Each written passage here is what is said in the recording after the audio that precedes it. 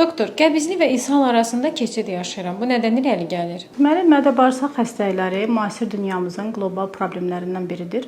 Demək olar ki, hər üç insandan ikisi artıq mədə-bağırsaq xəstəliklərindən əziyyət çəkir.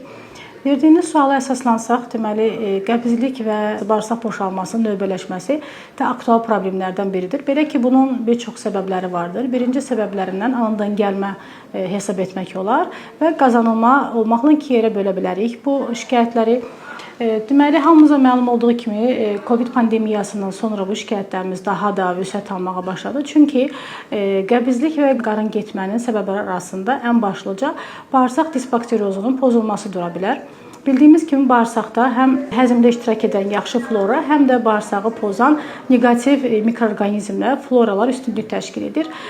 Bizim disbakteroz deyə adlandırdığımız bir məsələ isə və bu yaxşı və pis, belə deyək, pozitiv və neqativ mikroflora arasında nisbətin pozulmasıdır ki, bu nəticələri gətirib çıxarda bilər. Ən çox da insanların antibiotiklərdən sui-istifadəsi, yəni həkim məsləhəti olmadan sui-istifadə etmələri də disbakterozu və nəticədə qəbizliklə qarın getmənin növbələşməsini gətirib çıxarda bilər.